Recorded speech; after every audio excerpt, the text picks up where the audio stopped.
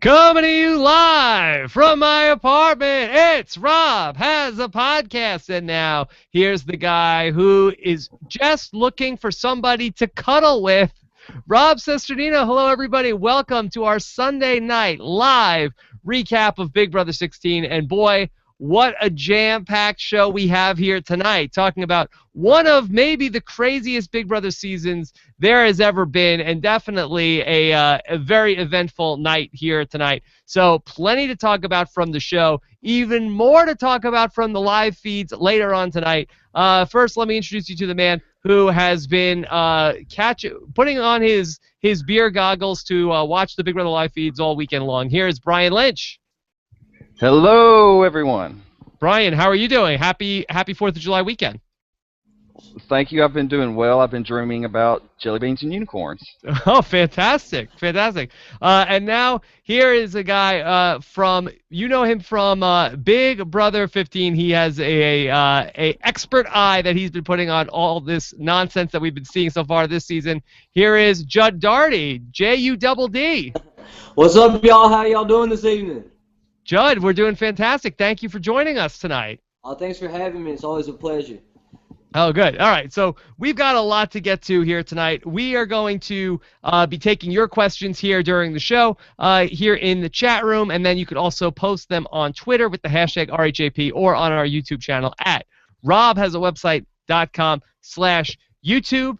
Later on tonight, I have a big announcement that I want to make. I'll do that later on in the show. That's going to be a lot of fun, so stay tuned for that. And so a lot to talk about here on a Big Brother Sunday. But, guys, before we get into it, I just want to say, I've been thinking a lot about how we've been doing these shows, and I want to come – I feel like I want to get back to a place where I have my honor and integrity. And, I've got a kid. He's 9 months old, and I want to be able to show him these podcasts, and I feel like, I want to be an integral person, and I want to get my integrity back. So I got to come clean, Brian. I'm sorry that I threw you under the bus all those times during the Survivor season. I just want to come clean about that. I'm sorry, Brian. Well, that's okay, Rob. Well, at least you know that I'm telling you the truth about who I am now. Okay, good. Well, now that I have my integrity back, if anybody says I don't have integrity, they're booted from the chat room. Okay, how about that? Kick them right out. All right, Judd, have you ever seen anybody play the Big Brother game more erratically than Devin? No, I mean, especially so early. Everybody gets super paranoid in the Big Brother house. You're scared for your life in the game. But, he's one of these people, even whenever he's not in danger, he just can't sit and chill. He's got to, make a problem in his mind and just runs with it. And, I think his days are going to be numbered because of it. I said before, and I'll say it again, all this friction is going to lead to his eviction. And, I get being paranoid. I was super paranoid. You guys seen me on the live feeds looking for a hidden coup d'etat in Howard's stuff, and under Howard's bed and stuff. And, there was no hidden power. I was just super paranoid. But, that was well on into the game. Well, not that far into the game. But, it's like, what, week 2 or 3, and he's already going batshit?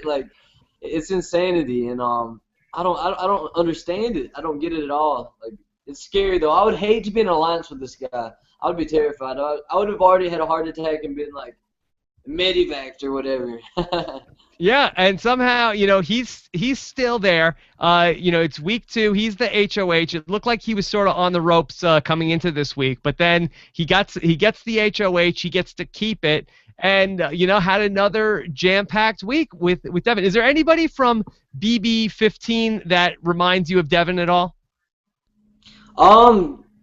Yeah, he kind of reminds me of a mixture of Howard and Spencer. Whenever they were with the moving company and we didn't know about the moving company yet, I would always notice they would have somebody in the corner, like Nick, and they would be talking all intense and stuff. I'm like, you're not on the block and this guy's on the block. What in the hell are you talking about with this guy? You're crazy. He's going home tomorrow. And you're so intensely talking and playing so hard, and it was always so suspicious. So kind of a mixture of those two. Also a little bit of Amanda in there too, I see a lot of Twitter stuff about, he's a lot like Amanda or whatever, like super paranoid. But at least Amanda was funny at first. You know, at the beginning of the game, she had a lot of jokes. She did a lot of silly things. This guy's not even funny. Like, I just watched an hour of him on the CBS show, and I was just like, oh my God, is this the Devin show? Are they going to show anyone else? Like, he has so many crazy antics. They have to fit him into 1 hour. I mean, I hope it's not like this Wednesday and Thursday, too. Shit. I hope it is. I hope it is, Judd. I hope it's like this every episode until he's gone, because this is giving us so much. This has been, really, with all due respect to Big Brother 15, such a fun season to be podcasting about. No, I agree. I love this season so far. It's great. I thought at first, I was like, how am I going to feel? Am I going to be jealous or what? I couldn't be further from that. It's a blast to watch the feeds and kind of. I watched the game a lot different. I'm sure you were like that with Survivor. You watched the game a lot different than you did before you actually played. So I have a lot more respect for it and all the work that goes into it. Good. Well, I'm looking forward to running through everything from tonight by you. By the way, I forgot to mention, I will also have our exit interview with Joey and Alex tomorrow morning. I will get to speak to both of them, so look for that early afternoon on Monday the 7th. Okay. So. All right, let's just go. Let's just talk through it, and we'll take your questions along the way. So we got to see the photo finish there between Devin and Cody. There, did you think, Judd? Did you think that there was any possibility of shenanigans, or did you think that if they called it, then there was definitely something to see on the videotape? Yeah, I think if they called it, there were definitely something to see. I mean, they're very fair with these games. I mean, they don't want anybody to win by default. You know, they're very fair, and I guess in the past or whatever, they might have had other people like, you know, the same sort of thing happen. I can't think of any. Brian, you could probably think of something. And things happened before, and like people questioned it and stuff. So I guess they have to take it really serious. You know, I noticed even on Canada, like Emmett on season 1, he like got called for cheating like several times. You know. So, not saying that Cody cheated, it was just a simple mistake and they looked over it. But, God, I couldn't have been even more pissed whenever I heard that Devin was getting the HOH. I literally was just like, speechless. I was like, of course. Anybody that I don't want to get HOH always gets it. Always. Why? Who are you rooting for, Judd? It's way too early for me to tell. There's people that I like a lot in the game, though. I really like Derek. He's probably my favorite. I also like Hayden. I like Zack a lot. I like Amber, Britney. There's several people I even like Cesternino Nicole. You know, it's more so who I don't like, and it's mainly Devin right now. You know, but give me a week or two, and I'll probably have somebody that I'm like hardcore rooting for. But you know, it's too early for me now, and shit's gonna change every episode. You know, and like every day if you watch the feeds. Stuff changes. One day in that house is like a week. So with all the paranoia and not having much to talk about, like shit's gonna hit the fan. And I think this twist is really gonna heat up. You know, as people invest more time with each other and their alliances. And one day in this house with Devin is like a year, right, Brian? Oh. Yeah. And sometimes it takes them a week or so to even show all the highlights from those. Yeah, well, that was the funny thing about tonight's episode, where we're going to talk through it. But, you know, a lot of these things that happened in the episode tonight happened before Joey even left. I was saying before we started, this was almost like Pulp Fiction, that it was like completely edited out of order. And there were all these things that happened from before Joey was gone, and then we'd go to like right before the nomination. So all these things did happen, but not necessarily in the order that we saw them tonight. Brian, does that bum you out when they do stuff like that, or you don't care as long as you know, it's all in there? It doesn't bum me out really, as long as the storyline connects up. Right? They started telling this. I don't really have a problem with it as long as it links up the storyline and it's understandable to the viewer. I mean, they can't do everything in one episode sometimes. Yeah. Judd, who did they do that to during Big Brother 15 that they edited them out of the scene? Was that Helen was like in a scene? I think it was when Aaron drank the nail polish remover, and like Helen, I think it was Helen that was there, and then they showed the scene after Helen got evicted, and then they like edited her out of the footage. Oh, see, I didn't ever see. I've seen that after the show, but I never seen it like I seen it like on Twitter or something, so I didn't know if that was like just some sort of like camera trick that somebody did on Twitter, or if it was like a real thing that happened. So No, I it was really kind of confused happened. about that too. I was like, and then I noticed that one time whenever Amanda and Jesse were outside fighting, like I was out there the whole time and they never showed me. I don't know why. You could kind of see my red bandana, but I guess I just wasn't saying anything and kind of boring and lame. I was just smoking my cigarette, so I had a chance, you know.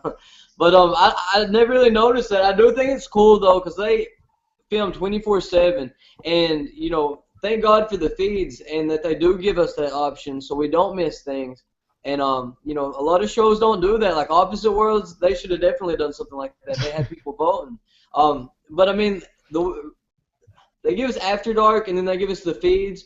So I think that makes it a lot better for the viewers, so you can really keep up with it. Because I mean, they're fitting in 24/7 of people's lives into 3 one-hour episodes. You know, it's crazy. I don't know how they do it, but yeah, I mean, it's kind of weird. Like I seen a lot of things tonight. I was like, didn't that happen? You know, like whenever Right. JoJo, whenever Joey was still there, and I was just like, it is a little odd. But yeah, the whole Helen thing, I don't know. Like I wasn't in the room and stuff, so it was kind of odd. I was like, is that just like a Twitter trick? Because people do a lot of crazy stuff on Twitter, so. They definitely definitely do, and especially your castmates do a lot of crazy stuff on Twitter too. We don't even need to get into that right now. Yeah, let's not get into that one. All right. So, what do we think of? This was the first time we got to see the co-HOHs come out and say, who wants to see our HOH rooms? Is this working, or is this really something that they need to go back to the drawing board with, Judd?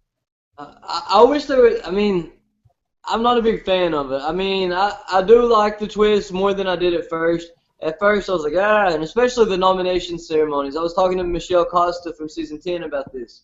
You know, like, I kind of miss the old school, like, everybody being nervous and in a panic, like, waiting for their key and stuff. And, like, the co-HOHs, you know, it's just like, you know, nobody really cares about seeing anybody's stupid-ass room. Like, it's fun to take the pictures for, like, 5 seconds, and then you don't really care. Everybody's kind of fake about that. I don't know. I mean, it works for now. I think the twist will get better, though, in the next couple weeks. You know, people are really going to – there's so many alliances right now, but people are going to have their dead set alliances in the next couple of weeks, and this twist is really going to be, like, do or die. Like, it's going to be very important for both parties. They're going to be putting up more strategically than they are now. Like, right now, they're just putting up easy choices, I feel like.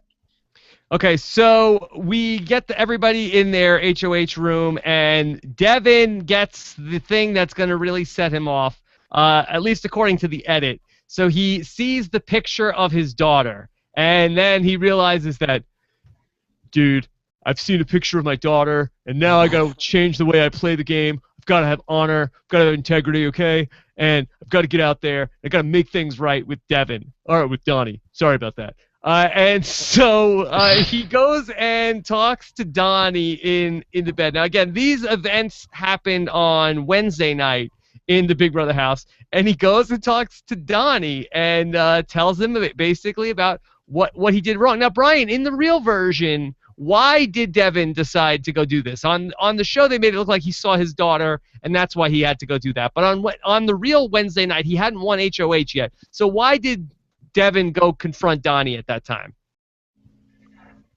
I was under the impression that because his integrity was questioned by Britney and Victoria and others about how he treats women, that he had to do this. But Donnie's not a woman. I mean, I don't know. I don't understand. I don't understand what I don't think anybody does. I don't think anyone understands. Judd, is Donnie the nicest person ever? Yeah, he seems to be, unless he's just deceiving all of us. Don't you get on that kick now too? Huh? Don't you start with that? Yeah, that's already. I mean, what if he is? What if he is like? What if Devin's like this mastermind? He's like really figured him out. No, I'm just kidding. No, Donnie seems like such a cool guy. I'd love to have a beer with him and listen to his stories and hear that cricket noise in person, but you know, I don't want to hear that cricket noise too much. You know, it might give me a little bit of a headache. Yeah, and Donnie, like Devin is like, you know, it was me. I was the one. I told Caleb that you were the threat, okay? And I got to get you up on the block. And I told him to come after you. And Donnie's just like, well, then I'm glad you learned the lesson before you had to leave the house. I'm glad I didn't go home. And he's so nice. I couldn't believe it.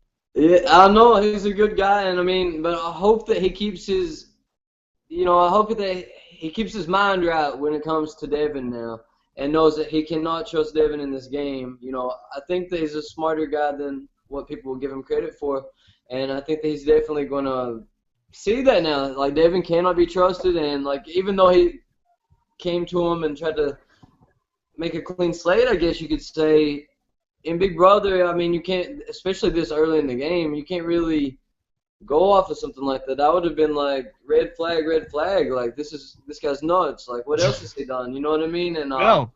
I don't know. It's insanity. I'm so confused with Devin, and then like I watch the feeds and I get even more confused, and then I won't watch the feeds for like a day, and then a 180's happened. Like, everything's completely different with Devin. It's just like, I don't see how these people are putting up with him. Like, I don't know. I've heard that Zack has been like down in the dumps and stuff a lot today, and I don't blame him. I wouldn't even know where to begin. I would just be like, let's just see what happens, because this guy's nuts and nobody knows. Like, he might try to put himself up before long. Like, he'll go ask production, can I put myself on the block? Like, I would not be surprised. Oh, yeah, I totally would not be surprised. I think there's at least a 50% chance that Devin leaves the house being self-evicted, because that week when the first time he's up on the block, it's a total, like, goes into Willie Hantz mode. I think that there's a very realistic chance that Devin never gets voted out of the house, that it looks like he's going to go out and he just totally, like, curls up in a ball and leaves the game. Yeah. Guys, house meeting right now. Yeah. Right now, I just want to tell you guys that I'm leaving. I'm leaving this game with my honor and my integrity, and I want to go home and see my kid, and I can't wait till Thursday. So I know I'm out of here. So I'm declaring myself the winner, and I didn't care if I get $500 million or $500 billion. I'm leaving, and I was the winner. And I had my honor, and I had my integrity, and I'm a parent, and so he's gonna totally he's such a front runner in that he's like one of these guys where things are going his way, he's the baddest guy on the block, but then once the first thing that doesn't go his way, this guy is gonna crumble. Absolutely, and I think almost the same with Caleb. I like Caleb a little bit more, but I think they're kind of in the same boat as far as that goes. And I mean, like, I think Devin's his own worst enemy. Like, he'll be sitting in a really good spot. I literally put him down, like, on my I think it was on my early predictions, just from their interviews, as like being America's favorite. I thought America's gonna love this guy. He's gonna charm over the ladies, like, with this little single dad thing and all that kind of stuff. Boy, could I have been more wrong, like, I really miscalled that one, that's for sure. And speaking of your impression, I was actually talking to Gina Marie earlier, and she said that you definitely need to do some work on your impression of it. Of my Gina Marie? Okay. Yeah, she was laughing about it. But, all right, I'll work on it. Yeah, he's his own worst enemy. If he would just chill out and stick with, he had the numbers with his alliance. He's burnt that bridge. He's burnt several bridges already. Like, I don't know if there's any going back for him. I mean, like, anybody can change their game around. Yeah, I don't know how it's going to play out for him. It was funny with Devin and Donnie in that conversation, because Zack was with his eyes open and monitoring that whole thing. Brian, was there any actual fallout in real life from what Zack saw? It was just a funny thing that happened in the episode, but there wasn't any repercussions in the TV show. Well, yeah, because Devin didn't go around telling everybody he went and talked to Donnie first. So Zack was really the first person to tell Caleb and some other people that that's what went down. So Zack, yeah. So basically what happened when Caleb was trying to confirm that his name, he was thrown under the bus during that meeting, Zack was like, yeah, I heard him say that to Donnie, as in to, like, reconfirm it. Okay, so now then Devin, okay, house meeting, guys, house meeting. And it was so funny because Zack calls it, like, anytime somebody calls a house meeting in Big Brother, it's a disaster. Like, Maybe with the exception of, I guess, Dan's funeral. Maybe you could count on one hand the number of times that somebody called a house meeting and it went well. Like, this is the things that, you know, your Devins do, that your Willie Hanses do. Did anybody call a house meeting last season, Judd? Yeah, Candace. She brought Spencer on a, one-way ticket to Candyland. And, Yeah. yeah, she brought him to Candyland in the backyard. She called everybody out there, and we didn't know what in the world. I had my ramen noodles and stuff because I was a have-not. I was just like, what in the hell is about to happen? She did.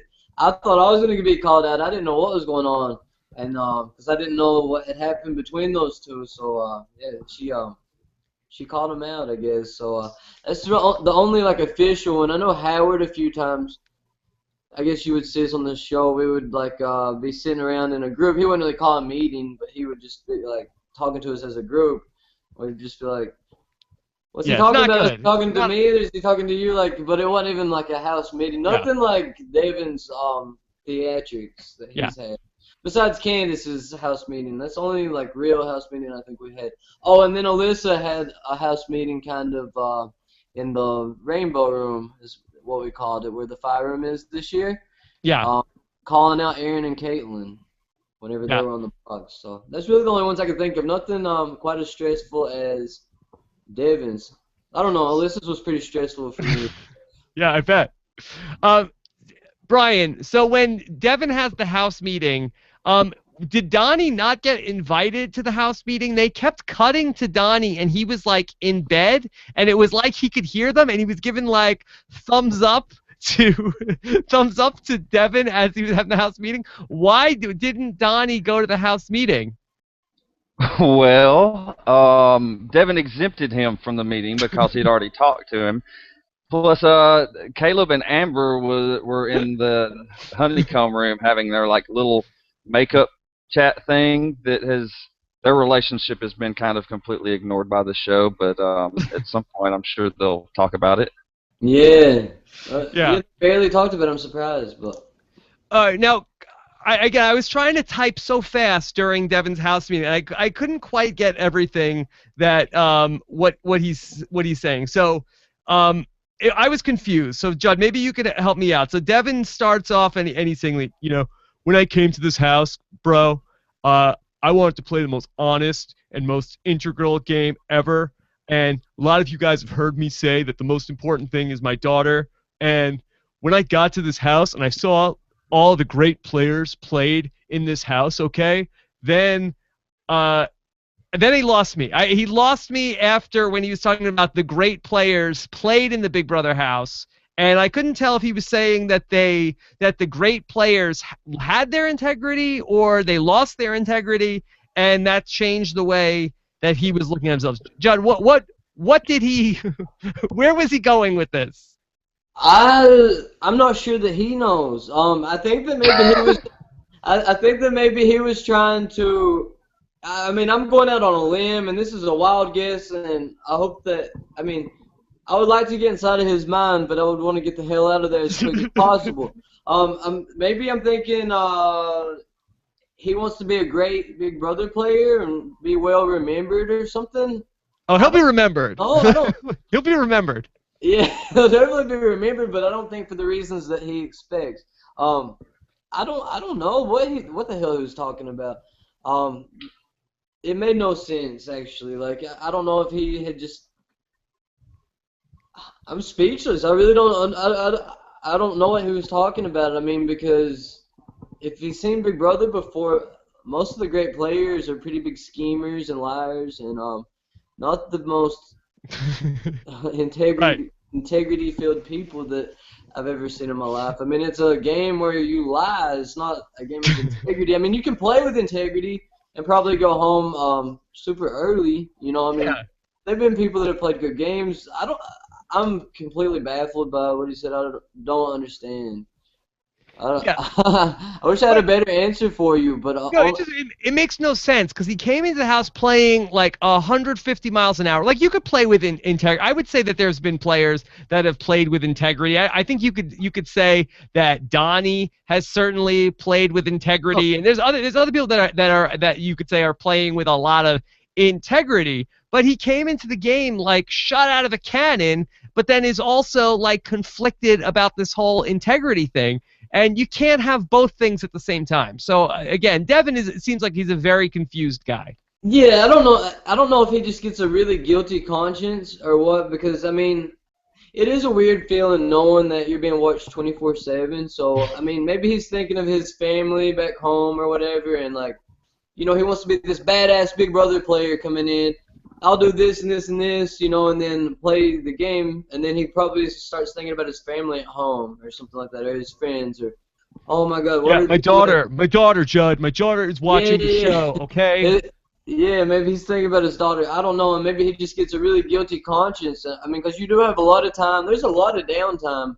I mean, you see by watching the feeds, there's so much downtime in that house, and maybe you have a lot of time to think about things. And it's still early. I guess I would get more homesick early in the game than I would later on, because you kind of just forget about home after a while, I guess.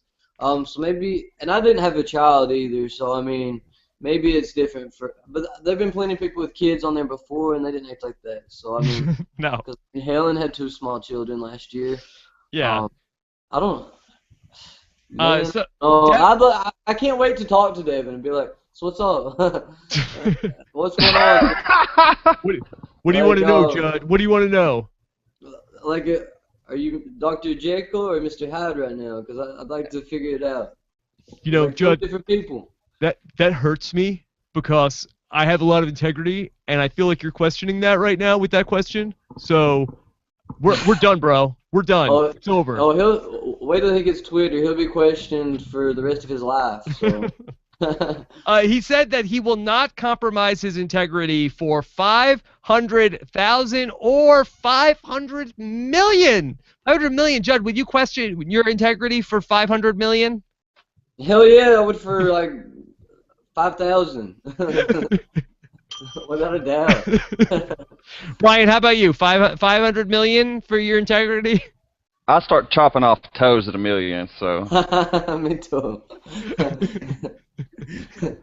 I would play in like the literal like Hunger Games for like for that. You know?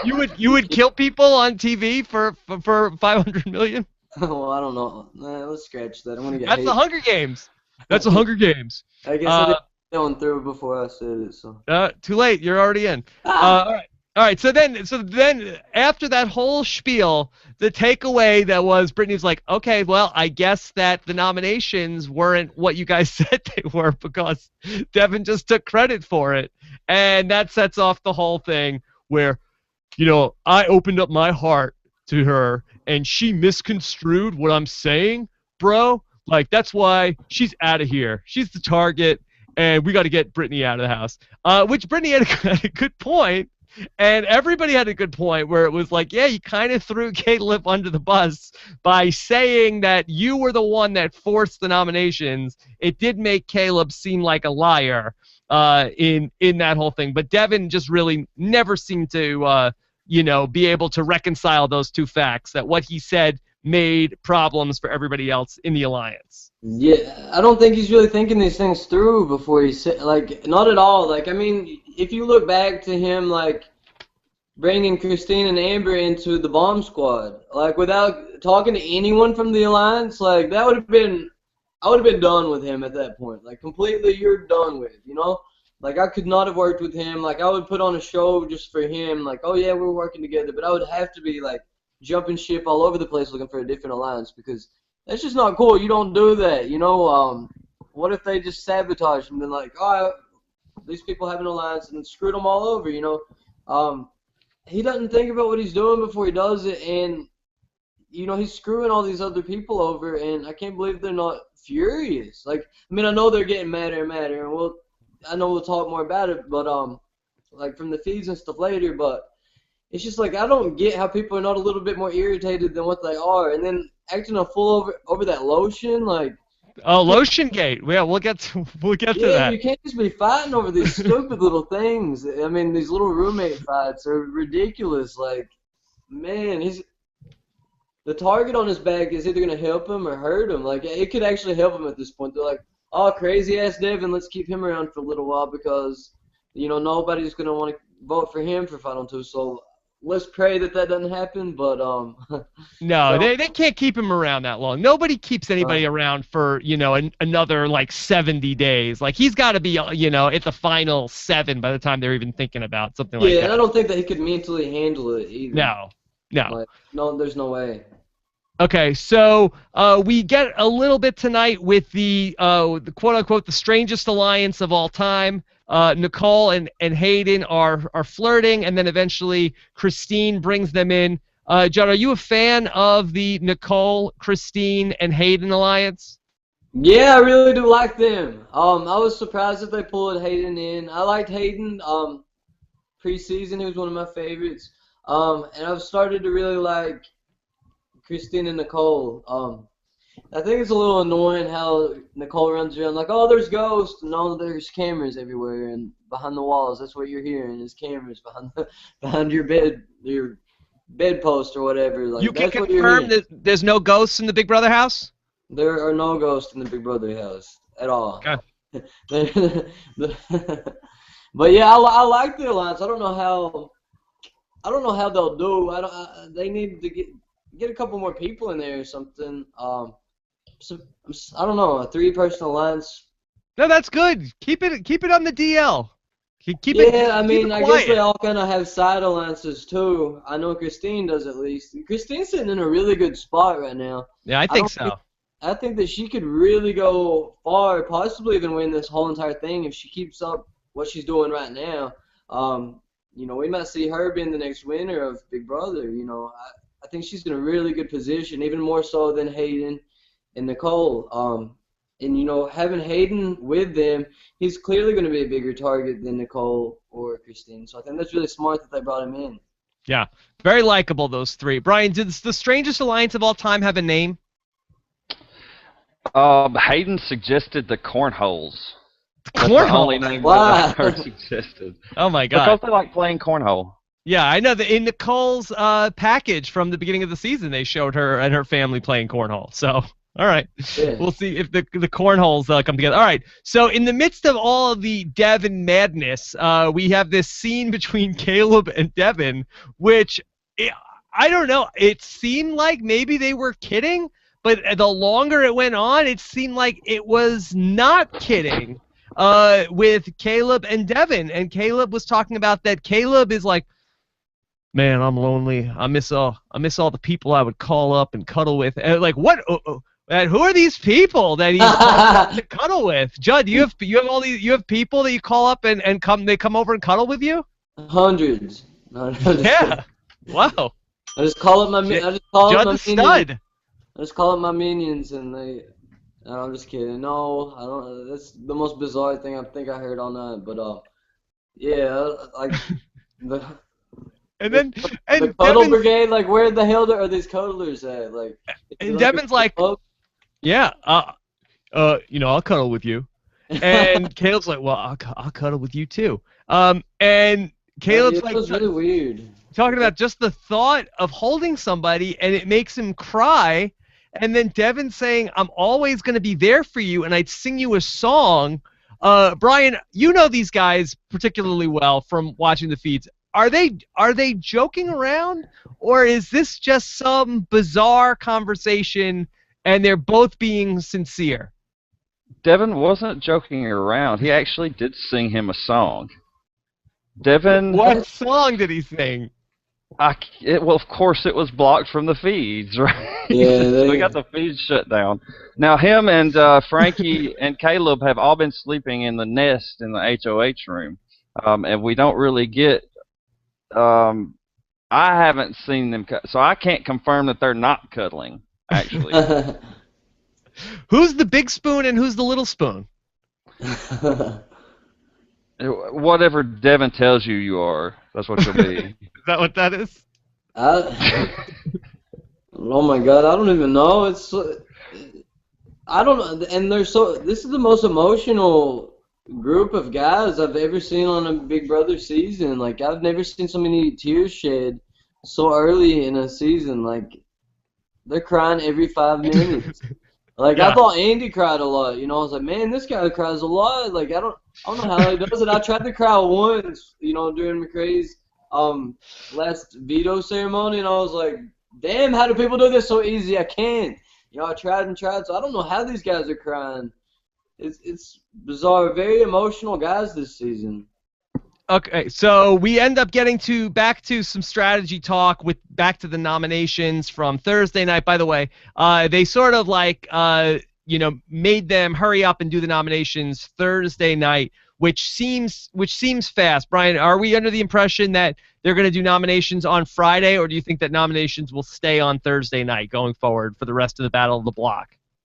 Well, it was an overnight thing, so there's always the possibility that they were just inserting like a sleep deprivation element into the competition.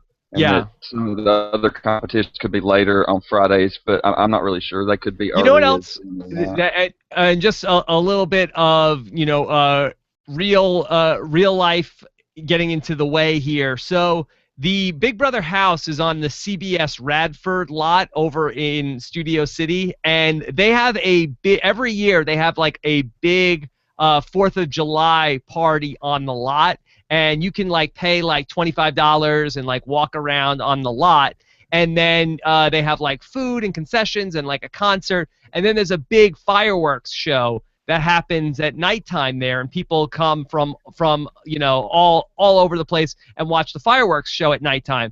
But there's all the public is on the lot, so I noticed that on Friday they were on an indoor lockdown the whole day. Yeah. So that might also just been, okay, we got to do the Battle of the Block, so they did it at 5 o'clock in the morning before all the public was on the Radford lot, and then they had the whole thing, and then basically they had them on indoor lockdown until after the fireworks show, and then they let them go back outside.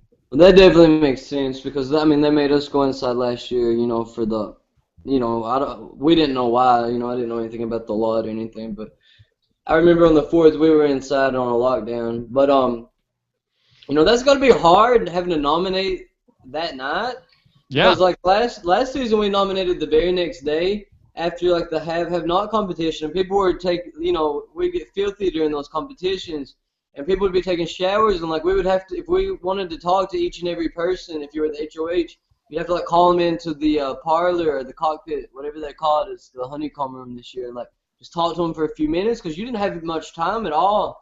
So these people, I feel bad that they had to nominate so fast. That's really hard, because that's a big decision, you always have in your head people that you want to put up if you happen to get the HOH, but you got to think about it and kind of talk to some people so it doesn't look like you're just power hungry, you know what I mean? So that's got to be pretty tough. So maybe that's part of the reason Devin's going a little crazy right now, but I hope they don't keep putting up the same people over and over and over and over and over again. Paola's on pace to break Spencer's record. Is he nervous? I don't know. He better be, because it looks like she's going to be going up every week if she doesn't go home. So, it's crazy. And then Britney, give the girl a break. And she was just a have-not, and then going from being on the block and being a have-not. I'm sorry, she won the Battle of the Block. But still, even being nominated is stressful. So, I don't know. Going from that and then straight to being on the block again, I don't know. I feel bad for him.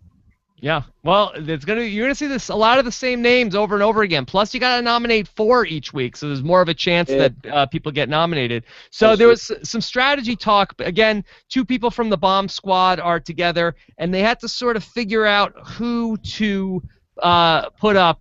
Brian, I know that you were watching this closely on Thursday night. Did Amber just get railroaded on what her 2 nominations were going to be? Pretty much. At one point she did throw Derek's name out there, and that got back around to him, which caused some animosity between them.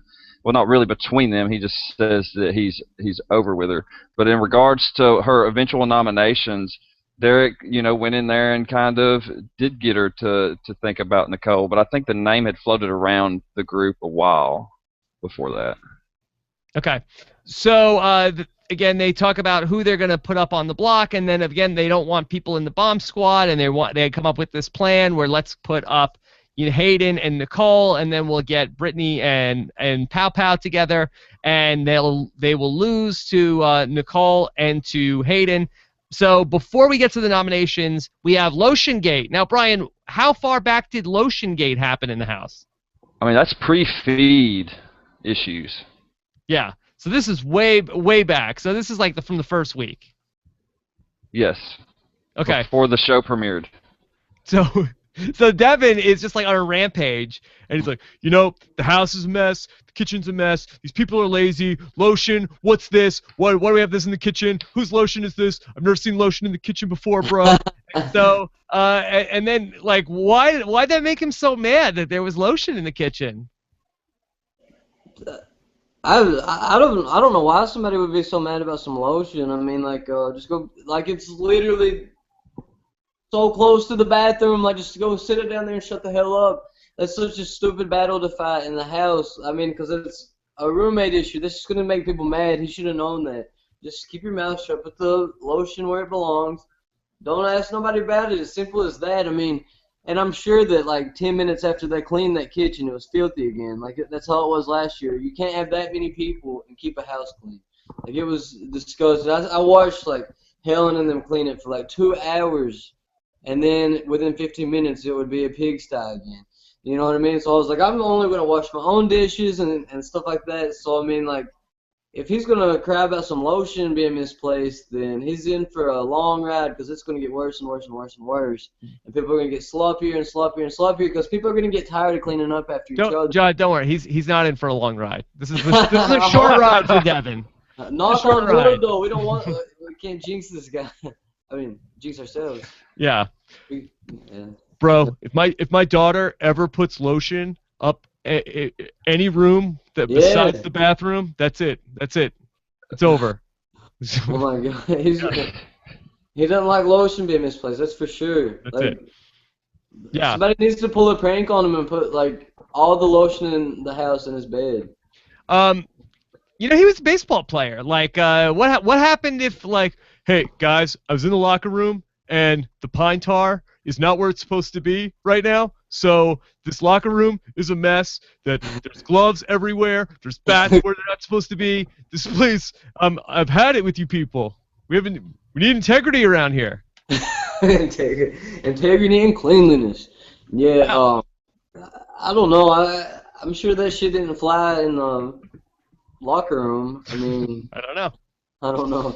All right, so going through everything, we get the nominations. That Devin nominates Britney and says, you know, I poured my heart out and you questioned my integrity, so that's why I'm nominating you. And you know, Britney giving it back to him a little bit.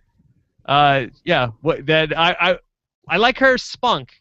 Yeah, me too. Yeah, so good. I like everything about Britney. Look at her. I'm just like, whoa. How could you put this girl up? I mean, look at who I put up. But you know what I mean. I guess it's part of the game, and they just don't get along. You know. But yeah, I like her spunk too, and I like Britney a lot. So she better stay this week. Okay. So when Nicole is freaking out a little bit, Devin comes to her and says, like, all right, come upstairs in 5 minutes. I promise you, you're not going home. You are not going home. You come upstairs in 5 minutes, okay? And so, again, I'm not sure if Devin got clearance from the bomb squad on this one again. I think he could be acting rogue on this again. But so he calls them up and they have this meeting, and he's talking to Nicole, you're the sweetest girl I've ever met in my life. And Hayden, I love you, man. You're so great. And Hayden was hilarious. He does his own Devin impression, and he's like, well, if you like me so much, don't put me on the block. Exactly. Yeah, that's great. And Devin needs to realize he doesn't have a vote. You know what I mean? Like, after his nominations are up, Veto's played and stuff, he's kind of, you know, useless. Like, he doesn't have a vote or a say, really, in who goes home. So he needs to watch the promises that he's making to these people, you know, like, people are not going to like that. I wouldn't like, you know, and Nicole's a smart person. She's a smart player. She's watched the game before. She knows that it's a false promise. You know, he can't promise her anything like that. I don't know. It's ridiculous. It's just complete craziness. Madness. Speaking of madness, Judd, one of the things that happened tonight was we got to see the package about Zanki and Zack and Frankie. Zack tells us I'm not gay, but I feel like he's my boyfriend. And Zack, again, very, very warm towards Frankie. Did not think Frankie was super warm back to Zack. Brian, you've been following this story now for the last couple of weeks in the house. So far, fair representation of the Zanki relationship? I believe so. I think that Zack had said that Frankie was one of the most amazing or the greatest people that he's ever met in the diary room. That's kind of how it came across, that he just really liked him and was good friends with him, and that his final two was legit. So that's kind of the way it seemed. Okay. Judd, what's your take on the Zanki dynamic? I mean, I'm a little confused.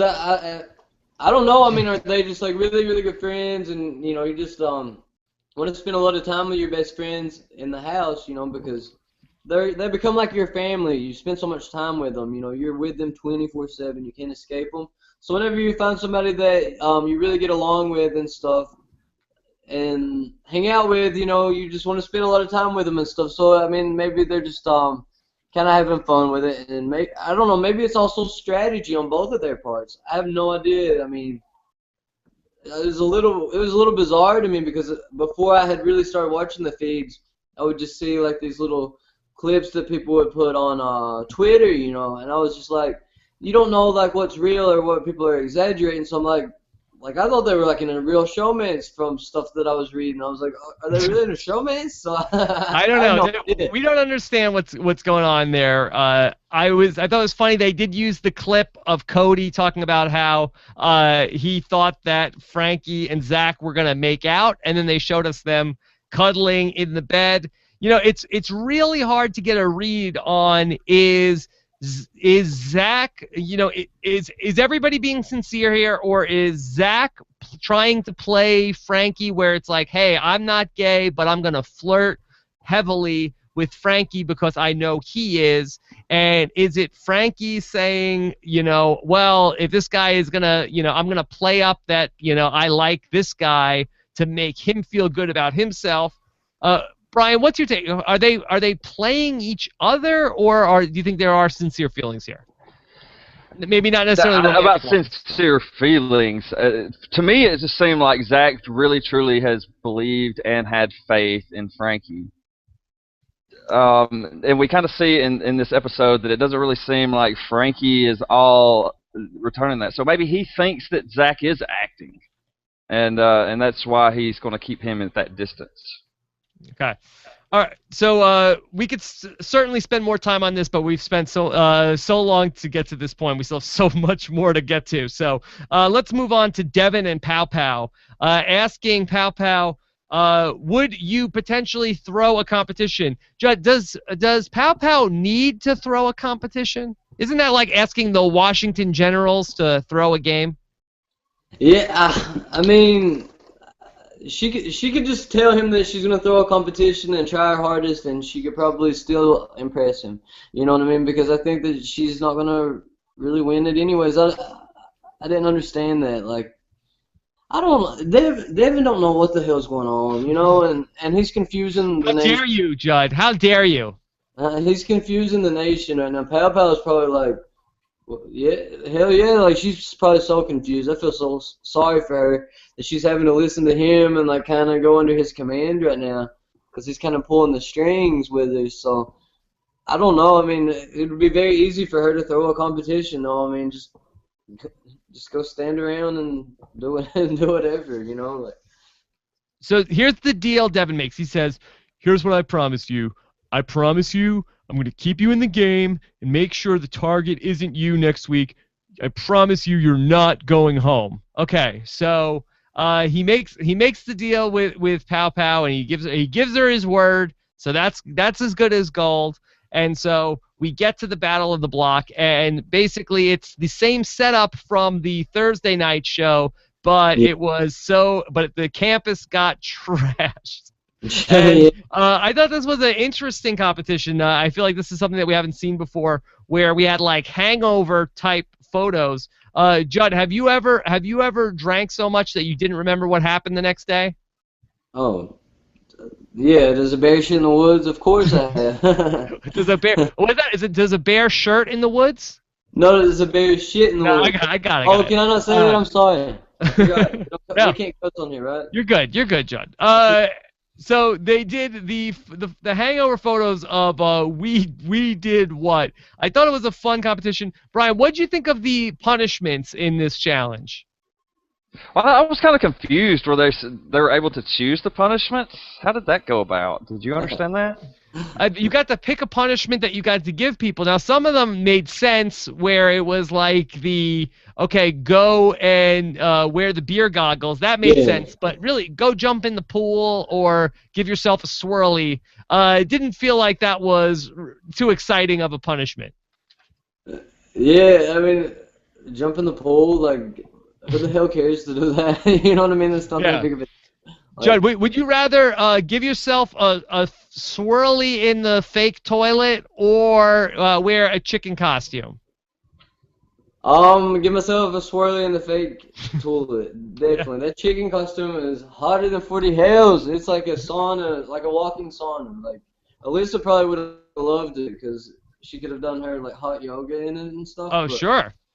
This guy didn't like it at all, and it was blazing hot. So yeah, I would definitely give myself a swirly. You know, Saved by the Bell style from like the 80s. Like, I've never heard of a swirly since I was like in elementary school, but apparently the word still exists. It still exists.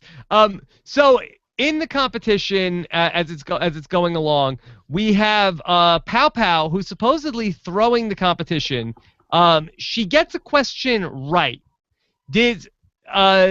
I'm interested to know from you guys, Paola throwing the competition, is she not actually throwing the competition, or did she forget she was throwing the competition? What was your read on that, Judd?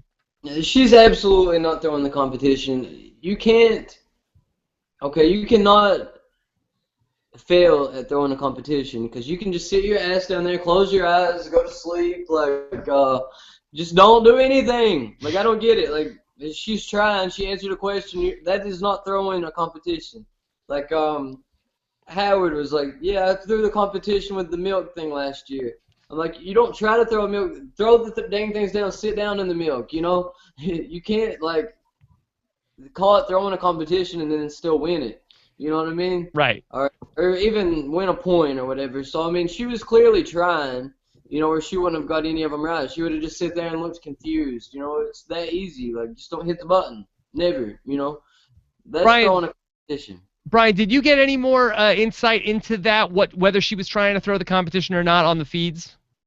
I'll have to agree with Judd. The only other thing that I've heard about that was she said that Britney had said something to her about not throwing it, and later she said something about, or Devin had said something about being more vocal. It seemed like he was more vocal about it. Didn't seem like she was not throwing it. So there may have been other things going on in that competition too that distracted from all that. So okay, let's take a couple questions from you guys about the TV show only. Scott St. Pierre is going through all of your questions. We want to take TV show questions, and then we'll get into all of the drama from the live feeds, and I'll tell you about our very special RHAP episode that's coming up here in a couple of weeks. Okay, let's go ahead and let's bring in the questions here, and let's start here with Riley Rage.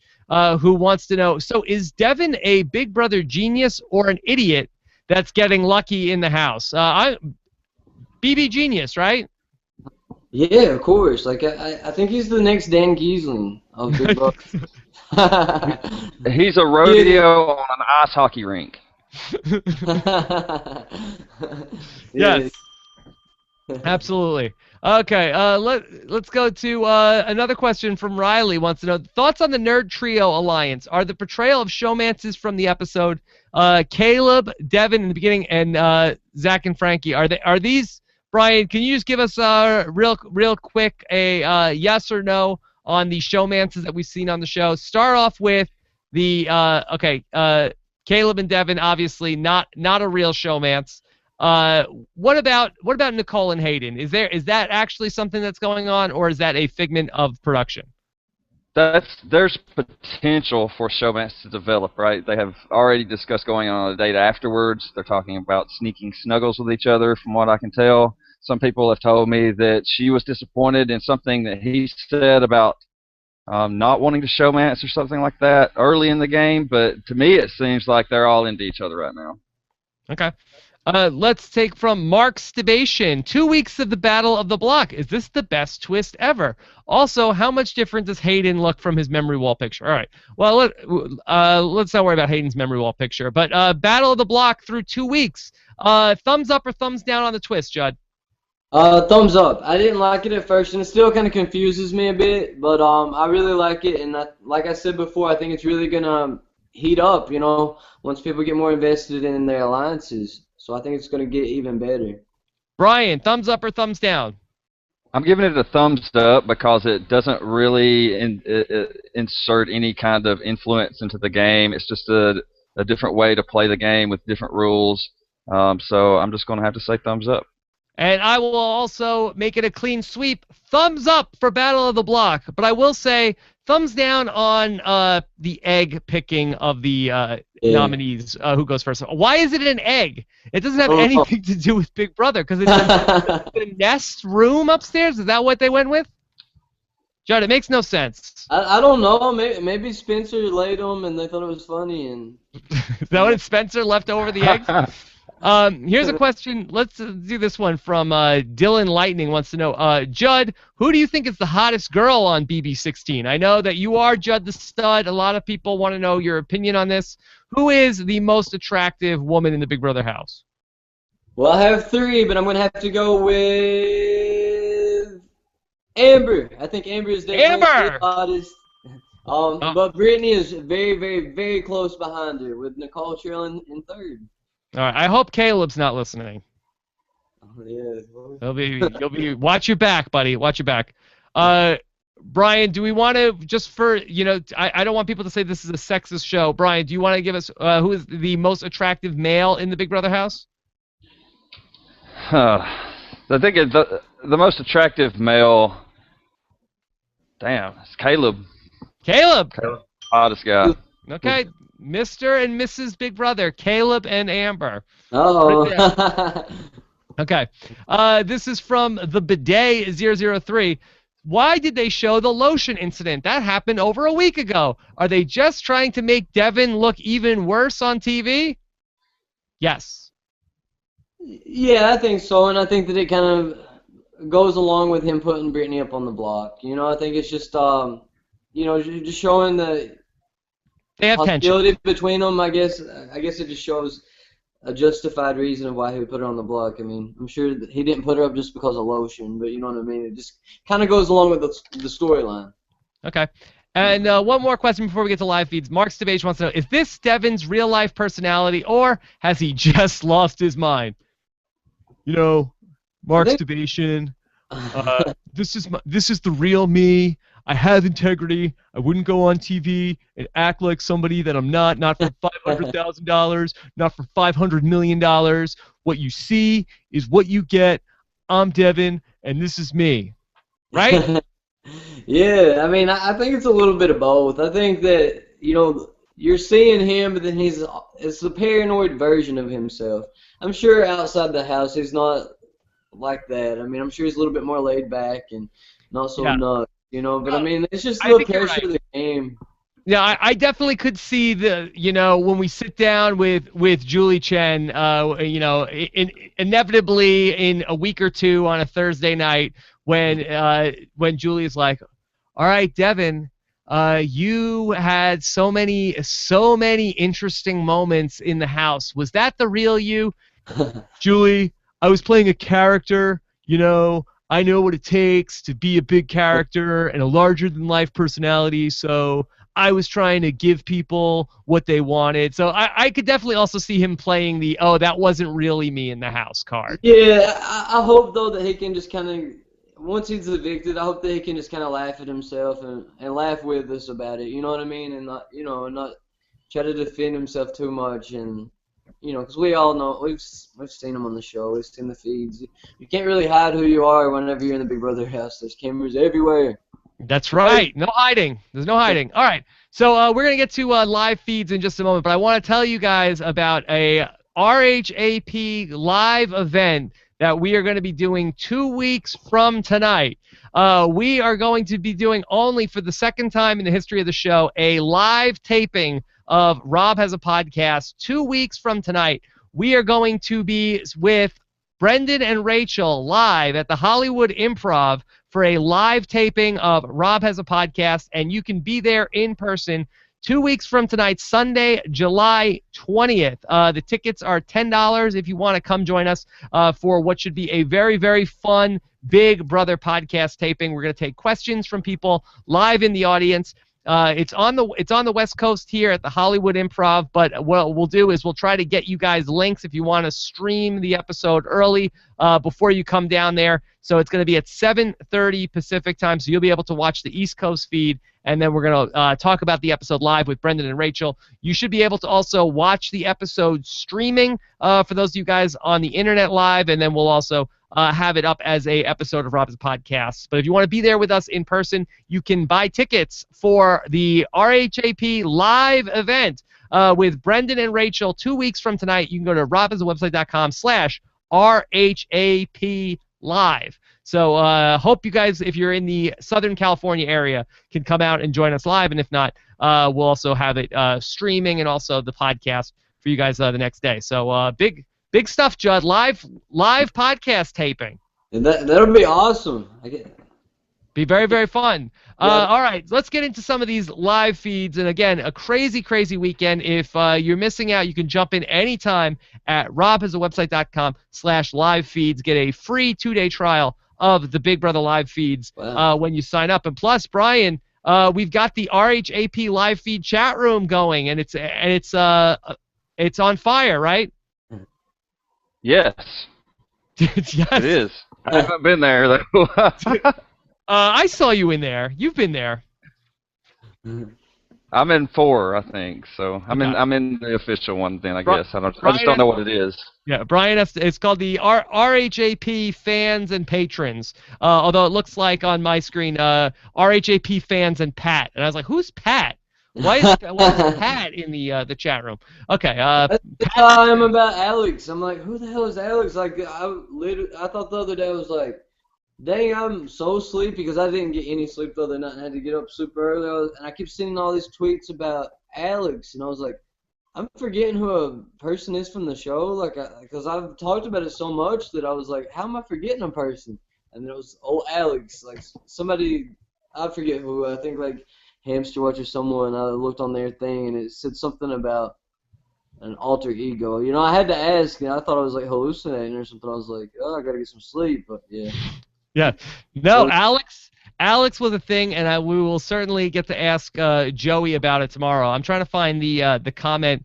Harry Levinson had written in the chat before that Rob looks like Alex. So I don't know if people have made that comparison yet. I don't think that's a favorable one. Maybe I'll dye my hair blue. All right, let's talk about the live feeds. And Brian, the fireworks were not just above the CBS Radford lot this weekend, right? They were also inside the walls of the Big Brother compound? Yes, they were. I mean, July 4th, we're starting with July 4th then, I'm guessing. Caleb did come clean to everybody about being in the military. I didn't realize that was something that he was withholding, but I guess that's something notable. Okay. Well, he has plenty of stories, so that is actually one true one that he does have. Okay. Yeah, let's take us through the events sort of chronologically because there's so much to sort through. So, from the Battle of the Block, where do we go from here chronologically?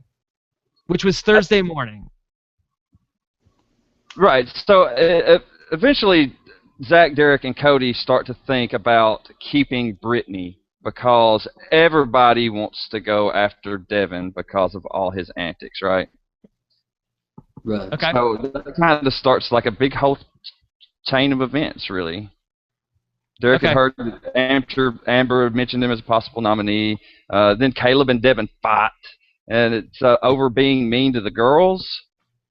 Yeah, I didn't really understand that. I watched that, and I was confused what started the fight, and then I didn't really even know who was the crazier one in the fight. You know, I mean, clearly Devin's I think a little bit higher up, but I mean they're both kind of wishy. I didn't understand that fight.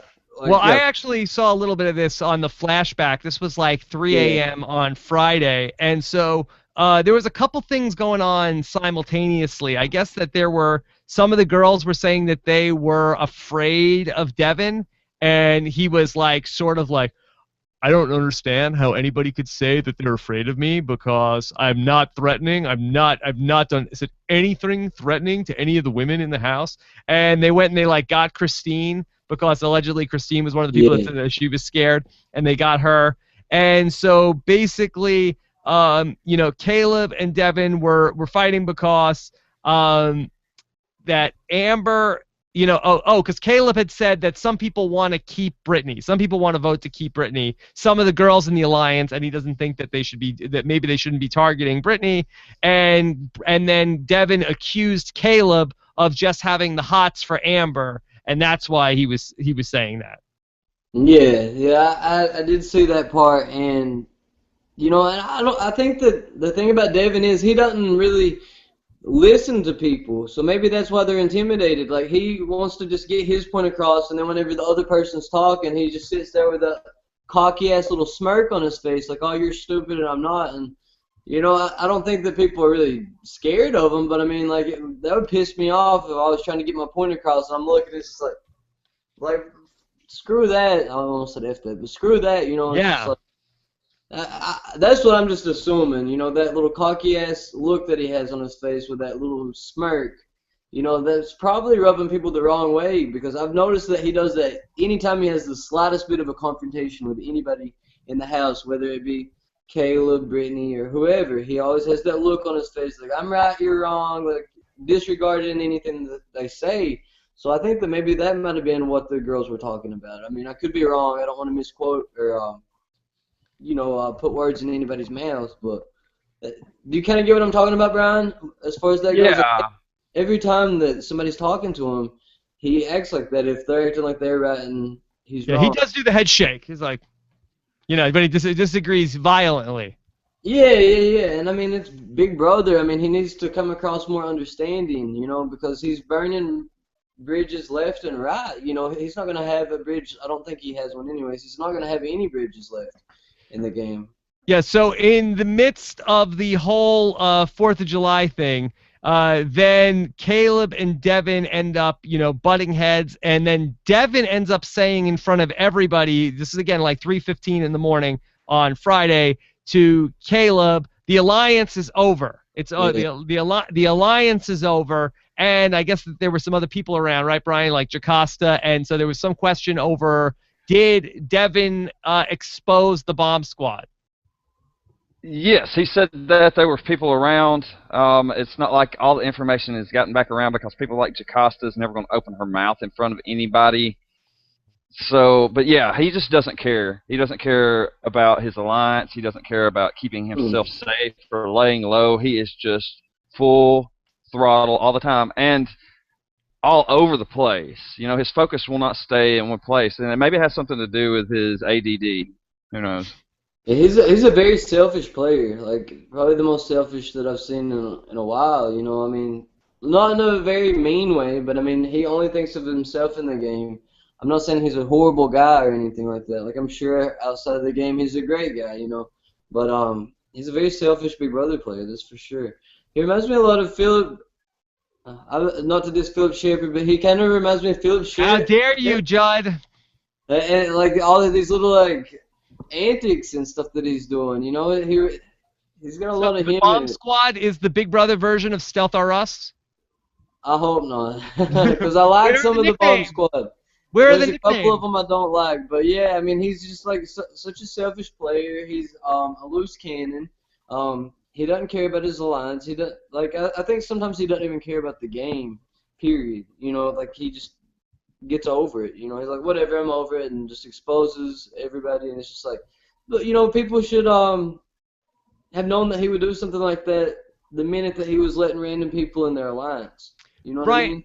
I do know what you mean. Brian, I was surprised to hear Caleb talking about his, I'm sorry, Devin talking about his medication a lot this weekend. Has he recently opened up about this, or has he been talking about his being like, he was blaming some of his earlier missteps on not having the right medication? That's the way I read it, that he was blaming some of the things that people were pissed off at him about on this medication. I mean, I can't confirm to you, obviously, whether he even has ADD, but he claims that he does and that he takes Adderall for it. Okay. And so is he properly medicated now at this point?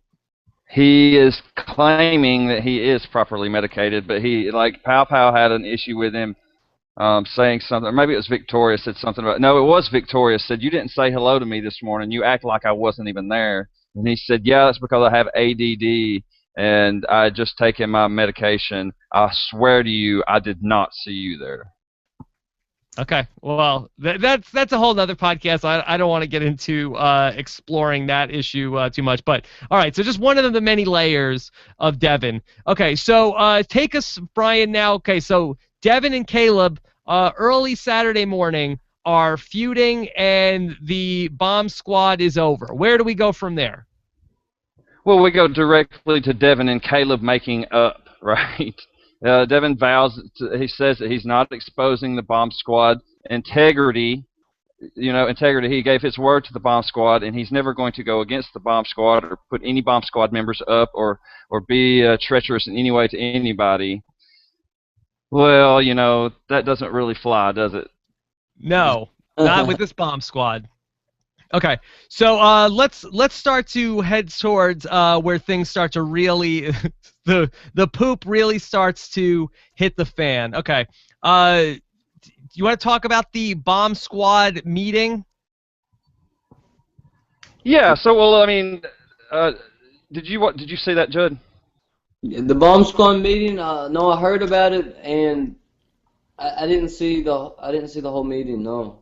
Okay, well, it's got a little setup, right? So everybody's basically have been talking about getting rid of Devin. So Caleb goes back and tells Devin that, you got to calm down because there's like people in the alliance are talking about getting rid of you. And he talked about, well, Devin wanted to know who. And he asked him each specific person. And when he got to Zack's name, Caleb said yes. As in, Zack was the guy talking about getting rid of you, even though everybody has been talking about it. Wow. So, and then eventually, Frankie confirms it and has been throwing Zack under the bus the whole day. Now, this is still on Saturday, or this is today? No, this is today. I'm just getting so far ahead. I'm sorry. Okay, well, no, that's all good information. So let's just go work chronologically through some of this stuff, and then I have more questions about this. All right, so now Devin is on the warpath that he feels like Zack doesn't trust him. At what point does Zack find out that Devin is coming after him? Right after the bomb squad meeting. I think the bomb squad meeting was like a ruse to get everybody together, and he made everybody come up in front of the rest of the house so everybody saw everybody going up there. But in the meeting, he just basically wanted to talk about getting everybody's votes locked down. Still against Britney? Against Britney. Okay. And then he, and this is, of course, he's made that deal with Paola. But I don't think he's actually thinking about that at this point because he's already cut a deal with Britney too. But he calls out, he starts talking about people being after him in the group, and he's looking at Cody, and Cody puts him on blast and says, I know you ain't looking at me, trying to threaten me, and then Devin backed off completely. But then after the meeting, Zack had went back and talked to him about, hey, I was one of the people, Zack told him I was one of the people that wanted to keep Britney, and he was just kind of clean with it. And then Devin told him that straight to his face, told Zack that he didn't trust him. And then Zack said, well, can we talk about it at least? And Devin said, no, get out of my room. No, get out of here. Get out of here. I don't trust you. So then we get back to how does Devin end up making a deal with Britney to use the veto on her? That's like right after last night. I mean, it's insane. He wants to cut the deal with her because she's a parent, is the way that he explains it. that he wants a parent to win. And there's got to be some kind of illogical reasoning that makes sense in his warped head about this. In a way. I mean, he's saying he's not going to do it now, but who knows what's going on in this guy's head, Rob? Britney, I know that I'm not going to win the game, but I feel like if somebody wins the game who's a parent, then that in some small way it's a win for all parents, and so I kind of win the game if you win the game. So I want you to go on. Is that what he's thinking? I think one of the things, too, is since he's been accused of treating women badly in the house, that he doesn't want to go after a woman, and now he's thinking about going after Zack. And one of his things that he's talking about saying, if he nominates him, is about how he's been talking trash about Victoria and Nicole. Okay. Paola. Go ahead, not Judd. Nicole. Yeah. Well, and didn't Britney say she doesn't want him to use the veto, like that she's gonna try to refuse it or something? Like, what the hell's going on? Like, she had asked the diary room, or was going to ask the diary room if she could refuse the veto because she says if she's on the block against Pow that she will stay, which she may be right actually. Yeah, Okay. but who the hell does that? Hold on. Okay, so let's back this up. So we have Big Brother history.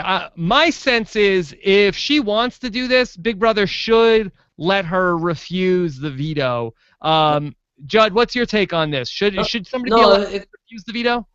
No, because that kind of screws with what the veto is all about. You know what I mean? Because if you win the veto, you have every right to use it on whoever you want, and then that's part of the game. You know, I mean, like, let's say I have the veto, you two are on the block.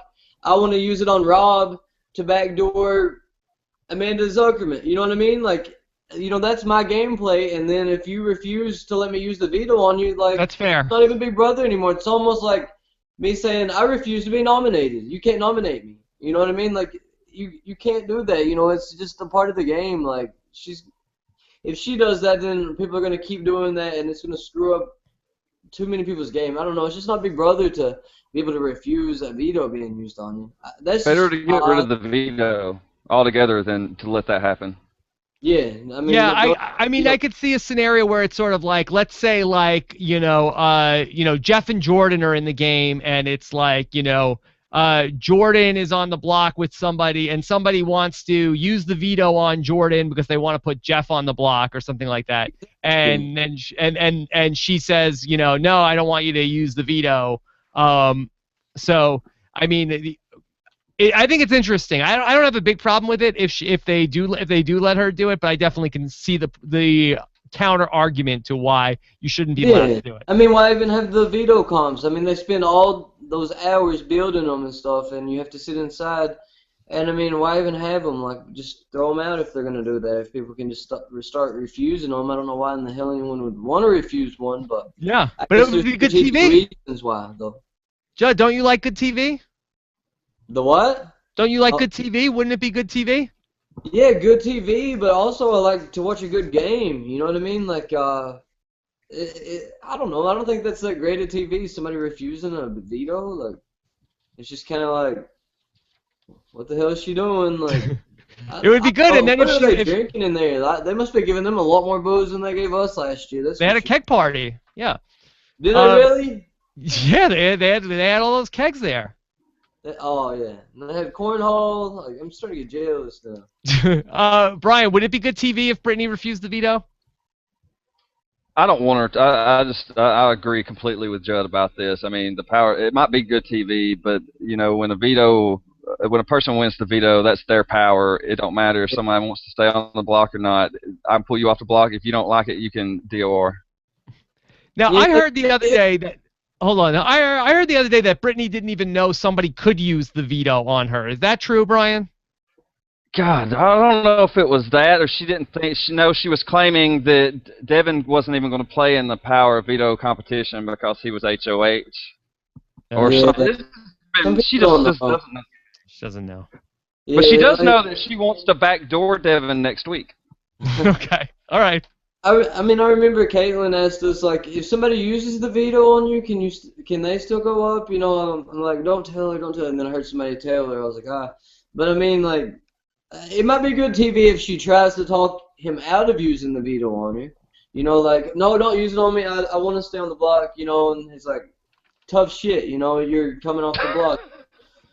You know, that might be good TV, but if they actually let her go through with it, then, you know, I don't think that would be. I think that would just be anarchy in Big Brother. Yeah, what if she doesn't want to get up from the chair? Like, do they have to get like Caleb and Devin to like, all right, guys, give me a hand. We're gonna pull her off the chair, and I'm gonna put Zack in the chair.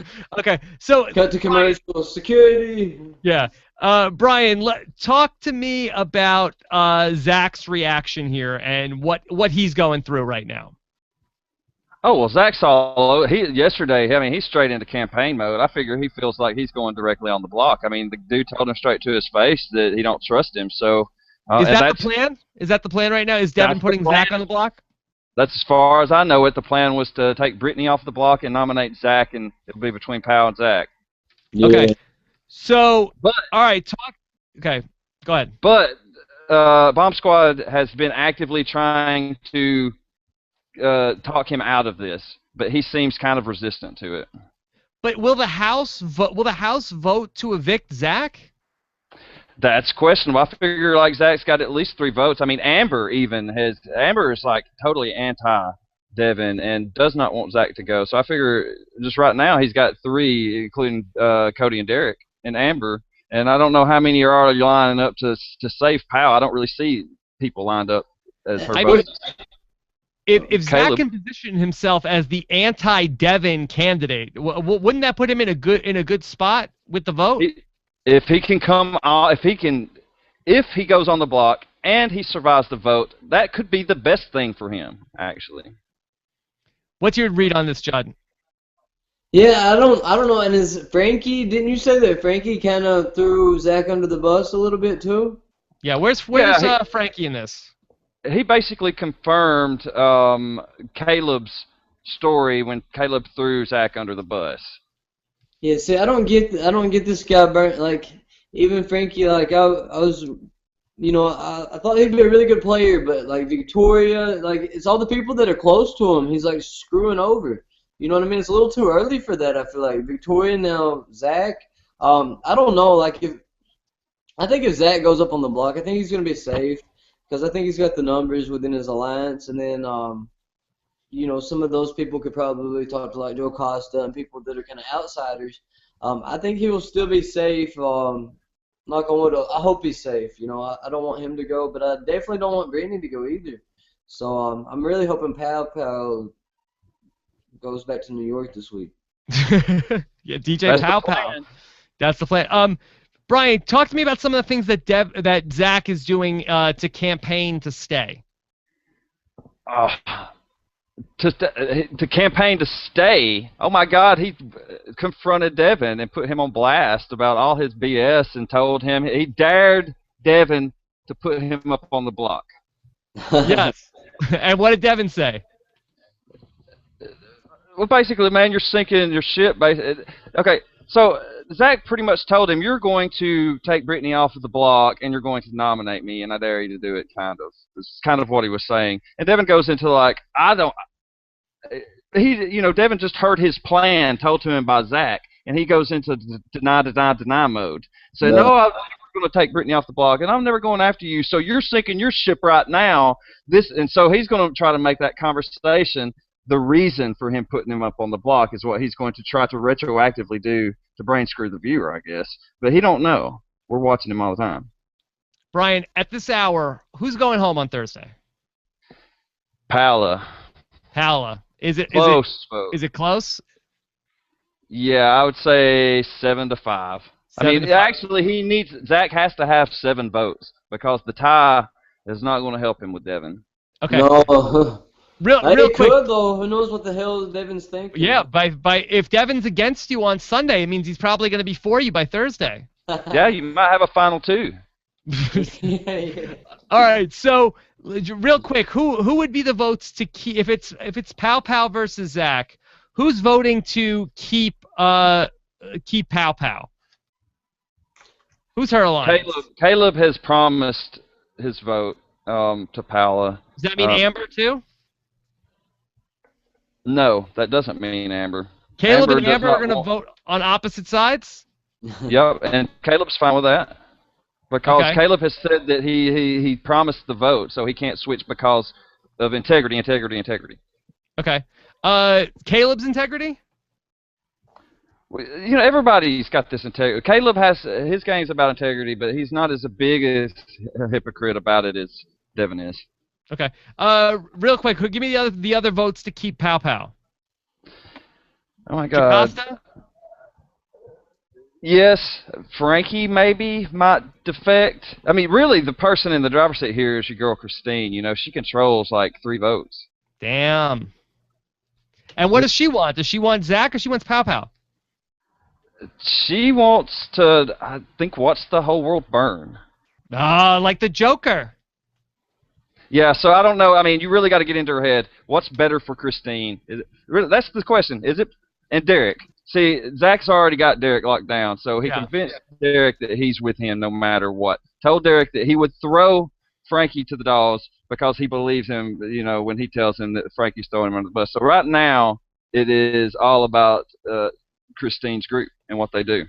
And, you know, with all due respect to Pow Pow, I think that it's like one of these situations where you look at it on Thursday, and if you're a voter, it's like, who's the bigger threat to me winning this $500,000? Is it Zack, who's playing the game 100 miles an hour and playing hard, or is it Pow Pow, who has with all due respect to DJ Pow Pow, no idea what's happening in this house?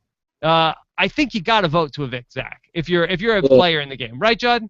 Yeah, I mean, if I were in the game, unless Zack was in my alliance and I really needed his number in the future, I would want him gone. He's a very smart player. Pow Pow, you know, she's just kind of like somebody that could coast through the game, you know, like make it to a jury or something. You know, I doubt she would ever win or anything, but I mean, yeah, he's just such more of a threat than her, like physically, mentally, you know, in every aspect of Big Brother. I mean, I think he's the sneakiest guy in the house. I mean, I thought that before the game started. I thought it after the game started, you know, watching him in there, and he's a good social player. Pow Pow doesn't have as many friends, you know. If I wasn't with him like 100% and knew that he had my back, I would definitely vote him out in a heartbeat. Yeah. I don't get why people get rid of some of these weaker players early on in the game. I think you need to get stronger players out at the beginning. You know, it makes it easier for you, makes it better like in competitions and stuff. I've never understood on different seasons, like, you know, with JoJo, getting her out early. I guess they had the coaches back then, but I mean, JoJo and Kara, like, it's like they're always picking off all these girls super early in the game and keeping these athletic guys that are gonna stomp them in competition. So it's a good point. And speaking of Kara Monaco, she'll be our guest on Wednesday on Rob Has a Podcast. So very much looking forward to that one. Brian, tell me about some of the dirty campaigning that we may see still this week.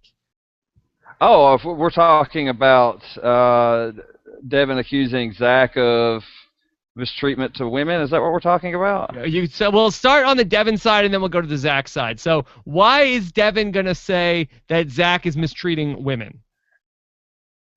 Because we've discussed it before of like how much Zack hates Victoria, which coincidentally they're like best friends now or something. So Zack does realize that he needs her and they have things in common. But you know, Devin's already went to Victoria and got her to commit her vote against Zack. So okay, so is Devin gonna is Victoria gonna honor that? I don't know. I think she seems to be happy when she hangs out with Zack, and Zack's not hating on her. Okay. Now, what is some of the dirty campaigning that Zack is planning for this week? Zack had talked about attacking Devin's fatherhood and telling him he's the worst father in the world, and when his daughter grows up and watches Big Brother that she's going to be disgusted with him, and so his intent in this is to get Devin to dot his I and, you know, be extracted from the game. I don't think that's gonna work out too well. Yeah, well, because Zack will be dead. Is that why? Yeah. I mean, look at Devin. He's huge. Like, I don't know if I would want to mess with him, but I mean, like, that's not gonna help him in the game. I mean, maybe he's just. Well, I don't know what's the rules it's on easier this? to play whenever you're watching. I mean, and not in Yeah. there. I Tell think me, it's bravado. It's Zack's like, bravado? I'm going to say I'm going to do all this and blow up the bomb squad and all this stuff so that the rest of the bomb squad freaks out and says, oh my God, if you even put him on the block, he's going to expose us. So maybe it's like a last-ditch effort to get people so scared that they go and talk to Devin about not even nominating. Oh, okay. Which people have done. Caleb is all about trying to get Devin to not nominate him. Yeah, Okay. I think Zack's a smart player, so I don't think he's gonna do anything too extreme to ruin his game. But I've been pretty surprised with a lot of these players so far. So. But I do think that Zack is, I think he wants to be like. Again, I've said all the way that he's like the, American Arlie from Big Brother Canada, and Yeah. I think if he sees the writing on the wall that he's going to go home, he's going to do something huge because he's going to want to go out in a memorable fashion. I think he feels like I was supposed to be the Dr. Will of this season, and if I can't, make an impact strategically, I'm going to do something that's going to be huge, and that's going to be whether I'm going to get somebody to punch me or he's not going to go out without making his mark. Yeah. He's proud not to. Yeah. And I mean, I can't blame him. If I really felt like I was going to go home super early, I would try to go out with a bang too, I think. You try to get there. I mean, you try so hard to get Slippery in. slope. Yeah, Okay. but I mean, he doesn't need to do anything too extreme to like ruin his character once he gets into the game, because people are harsh. That going out with a bang gets you in trouble. Brandon Hance was somebody else who said he was going to go out with a bang. Yeah, So well, yeah. I think you can go out with a bang without going to the extremes. Like, you can still have a good reputation and have great integrity. That integrity it's all about integrity. You can still do that and go out with a bang. He can do something funny. You know what I mean? Do something really funny and outrageous that kind of fucks with people. With people. Judd, let me just ask you a question because you know the Big Brother rules much better than Brian or I do. So let's say, okay, last summer you came up with this plan. You're like, I'm going to get Howard to punch me in the face, and so you're saying all these things to get him riled up. Production sees this. Is production just going to let you go ahead and be like, whether you're like, I'm not touching you right now. Like, can you just be so irritating to a person to get them to punch you and not have it, you be the one that gets evicted from the house? I don't know, like, I don't know if it's because of what happened on 14, but I know that we're not allowed to antagonize people to physically fight us in the house. Okay. But I don't know what the repercussion would be for that. I mean, I don't know, like, that's kind of a gray area. I guess if you walked around talking about, like, I'm going to get this guy to hit me today, then that would be, but then there's other ways he could go about it, just, like, make an argument and never talk about it. Just be like, what are you going to do? Because it's just a roommate fight when it, if you look at it that way. So it's such a gray area. I have no idea. I guess that would be something that production would have to handle, and I don't know how they would handle it because it never really happened on our season. We had Amanda antagonizing Alyssa, but I mean, Alyssa's not the type of person that's going to start hitting a girl, like. So you're saying I need to get Willie Hance on the phone? Maybe so. He might could answer that a little more than I could because Okay. I heard he was antagonized to hit Joe. Yeah. And then I know that we weren't supposed to do that, which I don't think anybody tried that, but I always thought that would be a great strategy, coming in, but 12 punches. Don't do it though. BB16, don't try to get someone to hit you. So let me just real quick, Brian. Anything else from the live feeds before we start to wrap this up? No, man, I feel like we've gone through it pretty well. We've gone through it, but by tomorrow morning they'll be like, we could do another 6 hours. We could do a show every single day and have like 2 hours of stuff to talk about, at least until Devin goes home.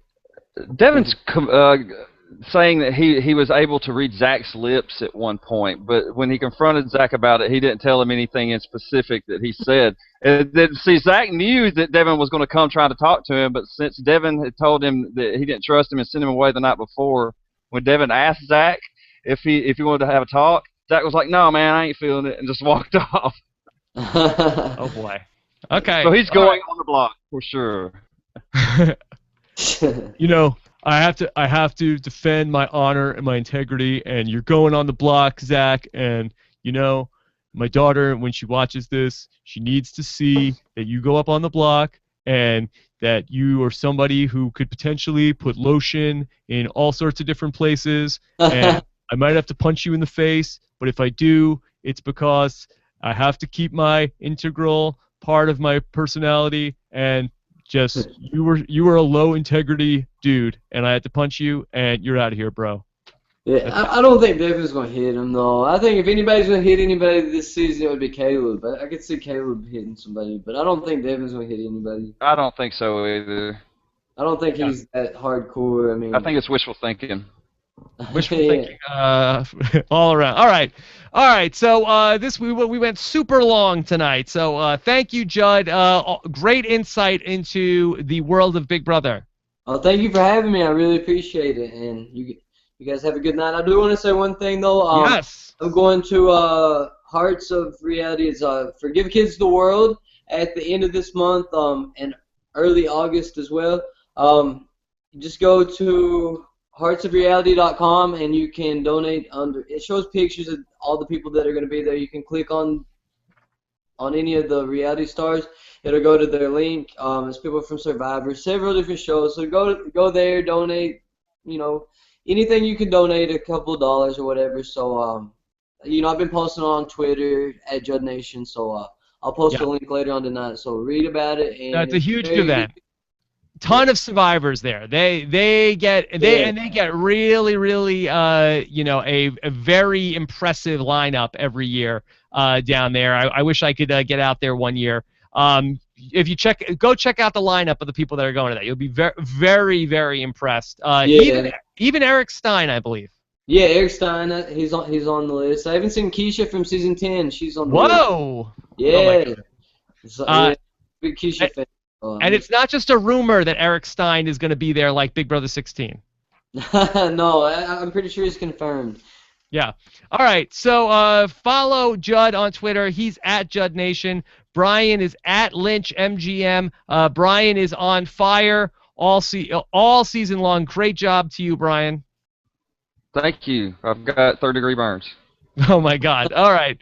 And, of course, you can follow the action all the time on the live feeds if you want to jump in. robhasawebsite.com/live feeds. And 2 weeks from tonight, if you can join us, if you're in the Southern California area or able to come on down, join us for our live show with Brendan and Rachel on July 20th. You can get your tickets at robhasawebsite.com/RHAP live, and we'll get some banners up on the website in the next couple days too. All right, our next live show will be on Wednesday night with Cara Monaco after the Wednesday episode of Big Brother. I'll also have an interview with Joey Van Pelt on Monday and talk to her about all of the things from her first week in the house, and probably it's good that she's probably gotten to see the episodes, because a lot of times I talk to the Big Brother people and they get out and it's the next day and you're asking them about something and they're like, well, I haven't seen the episode, so I really don't know.